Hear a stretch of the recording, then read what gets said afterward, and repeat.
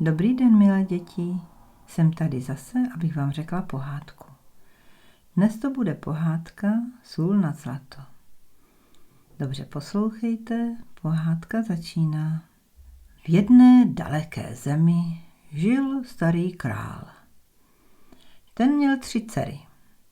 Všechny dcery byly krásné, ale nejstarší byla panovačná, prostřední marnivá a ta nejmladší byla hodná, ke všem laskavá. Jmenovala se Maruška. Král měl tuto dceru pro její milou povahu nejraději. Byl už starý a z králování unavený. Rozhodl se tedy, že vládu předá jedné z dcer. Neuměl se však rozhodnout, která by to měla být.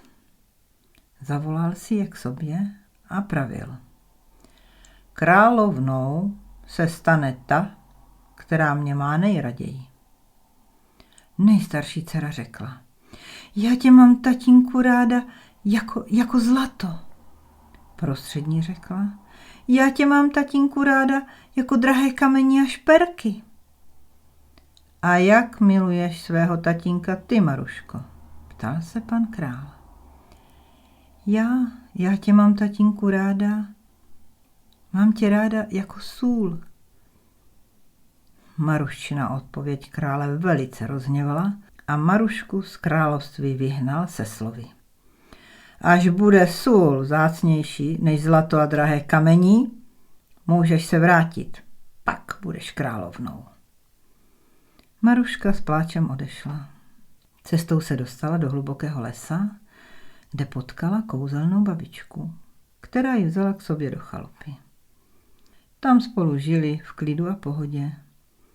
Maruška se starala o domácnost, uklízela a vařila. Na zámku zatím sestry pořádaly hostiny, plesy a slavnosti. Obě se chtěly co nejdříve vdát a zvali na zámek bohaté prince. Jednoho dne se však stalo neštěstí, zmizela všechna sůl. Nebyla nikde v celém království. Hostům ale jídlo bez soli nechutnalo. Král nařídil, ať kuchař vaří sladká jídla, kde sůl není zapotřebí. Po čase se sladká jídla hostům zprotivila a se zámku odjeli. Král pochopil, že Marušce ublížil a přál si, aby se vrátila. Nevěděl ale, kde jí má hledat. Za nějaký čas onemocněl. Chyběla mu sůl.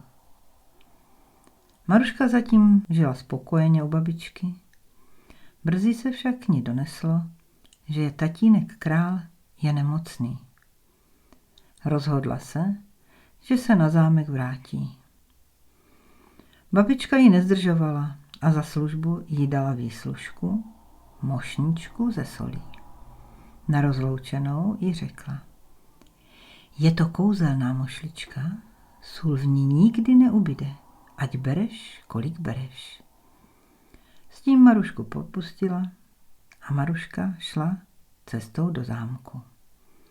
Když přišla na zámek, poprosila strážce, aby ji zavedli ke králi.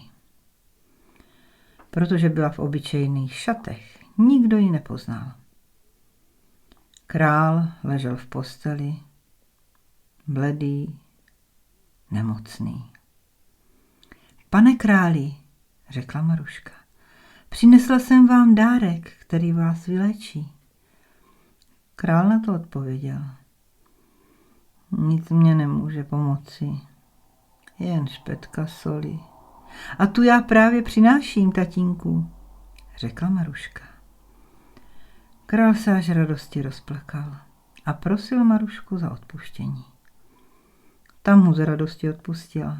Sůl potom rozdávali po celém království všem, kdo ji potřeboval. Za nějaký čas starý král odešel na odpočinek a Maruška se stala královnou. Vládla spravedlivě a veškerý lid ji měl rád. A to je, milé děti, konec pohádky.